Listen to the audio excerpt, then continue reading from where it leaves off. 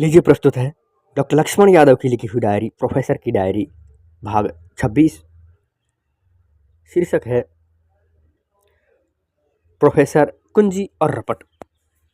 28 फरवरी 2017 की घटना है। सुरेन ने फोन पर बताया कि गंगाराम भारद्वाज का जेएनयू में हो गया है इंटरव्यू। कुछ ऐसे हुआ, आप पॉलिटिक्स साइंस से हैं, बताइए मार्क्स और लेनिन में क्या फ़र्क देखते हैं आप? बस वही 19-20 का। हंसते हुए सुरेन बोला कि अगर इंटरव्यू लेने वाला माओ को भी जोड़ देता तो जवाब 19-20 से होते हुए 21 तक चला जाता। जेएनयू में लगी हुई नेहरू की मूर्ति के पास उस रात डीयू की विवेकानंद की मूर्ति छाया का एहसास उसे दोनों मुस्कुराते दिए थे। उस रात दोपहर कैंपस में विमला से मुलाकात हुई। विमला मेरी ही तरह एडहॉक थी, जो मुझसे 3 साल पहले मनोविज्ञान विभाग में मेरे पड़ोसी कॉलेज में पढ़ा रही थी। विमला से परिचय कम था, लेकिन वह अपने कॉलेज की टॉपर थी, इसीलिए एमफिल में उधर एडमिशन हुआ, इधर एडहॉक हो गई। बहुत मन से पढ़ाया करती थी, अपने छात्रों के बीच बेहद लोकप्रिय। उसने पढ़ाने के लिए इतना नायाब तरीके से इजाद किया कि मनोविज्ञान जैसे मुश्किल विषय को उसने साहित्य व कला का विषय बना दिया। दरअसल पढ़ाना उसका जुनून था। लैपटॉप को लेकर जाती और हर हफ्ते एक प्रेजेंटेशन या एक वैश्विक रिसर्च से अपनी क्लास को यादगार बना देती। लेकिन उसने बातों बातों में आज कुछ ऐसा बताया कि मेरे पैर उखड़ गए। उसने कहा, पता है लक्ष्मण, मुझे मेरे टीआईसी ने कहा कि कल इंटरव्यू है, आज रात इधर मेरे यहाँ ही आ जाओ, परमानेंट होना तय मान कर चलना। अरे नहीं, क्या बात कह रही हो विमला? वही तो तुम समझ रहे हो, मगर किससे कहने जाऊं? किसी को यकीन नहीं होगा, सब यही कहेंगे कि झूठ बोल रही है। मगर मेरी हकीकत यही है कि यह सब होता है।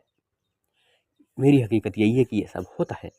कुछ दिन बाद पता चला कि विमला ने यह फील्ड ही छोड़ दिया। उसने शिकायत की थी प्रिंसिपल के, पहले ही कई सीनियर प्रोफेसर ने मिलकर मामलों को वहीं दबा दिया। सुनते हैं सीनियर महिला ने कई हथकंडे अपनाकर विमला के शिकायत पत्र को वापस कर दिया। बोली, आप ही बदनाम होंगी, क्योंकि हुआ तो कुछ ही नहीं। कुछ दिन पहले टीआईसी को छुट्टी पर भेज दिया गया। वह लौटा तो एक किताब और 2 लेख लिख चुका था, जिससे उसका प्रमोशन हो गया। वह जेंडर सेंसिटिव सेल्स का इंचार्ज बना दिया गया।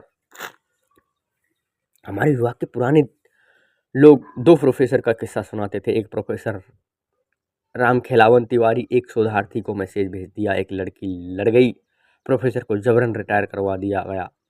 दूसरे प्रोफेसर गजोधर रंजन ने ऐसा ही कुछ किया तो लड़की ने हरियाणा के अपने गांव में सबको बता दिया। अगले दिन विवेकानंद मूर्ति से लेकर पुराने कॉन्वेंस हॉल तक दौड़ा दौड़ा कर अधेड़ प्रोफेसर को लतियाना गया।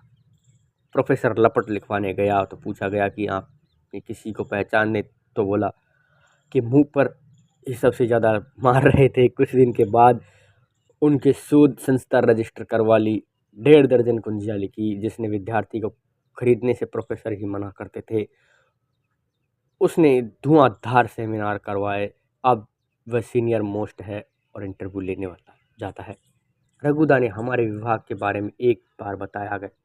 प्रोफेसर जैनेंद्र तो बदनाम थे, उनका नाड़ा बहुत ढीला था, आज जाने कितनों का ढीला है। उनका स्कूटर उनसे बड़ा था। प्रोफेसर जैनेंद्र ने स्कूटर ने कई लोगों को डीयू में परमानेंट बना दिया, मगर उनके आगे तो ये जेएनयू वाले अयोध्या सिंह ही देख लो। अयोध्या सिंह ने अपने भाई जो बीएचयू में थे को एक चिट्ठी लिखी कि तुम सागर यूनिवर्सिटी के लिए किसकी पैरवी की थी, उसे कुछ आता जाता है या नहीं। एक भी सवाल का जवाब नहीं दे पाया, क्योंकि तुमने वादा कर दिया था, जुबान दे दी थी तो उसका परमानेंट कराया, लेकिन आइंदा ध्यान रखना, ऐसे लोगों की पैरवी मत किया करो। अरे भाई, कैंपस के भीतर अलग अलग समीकरण चलता रहता है, जिसकी कमर लचकदार नहीं है, वे सेमेस्टर में फिट नहीं है। सरकारें बाद में बदलती है, ये प्रोफेसर सबसे पहले रंग बदलते हैं। कल के कम्युनिस्ट सबसे पहले कांग्रेसी हुए, अब उनसे अधिकांश संघ में है। जाने कितने सामाजिक न्याय वाले भी संघम शरणम हैं, वे ही सबसे सब जगह सिलेक्शन कमेटी में आते हैं, सब कमेटी में रहते हैं, जो ये सब नहीं कर पाते, केवल एक अच्छे शिक्षक बनकर कक्षाओं और ईएमआई वाले घर में गाड़ी के बीच ही जी रहे हैं। विमला की नौकरी तो चली गई, मगर वह जो कुछ अपने साथ बचा कर ले जा सकती थी, लेकिन अपने पति के गृहिणी बनने मुंबई चली गई। फिर न विमला लौटी न उसका किस्सा। अभी आप सुन रहे थे प्रोफेसर की डायरी।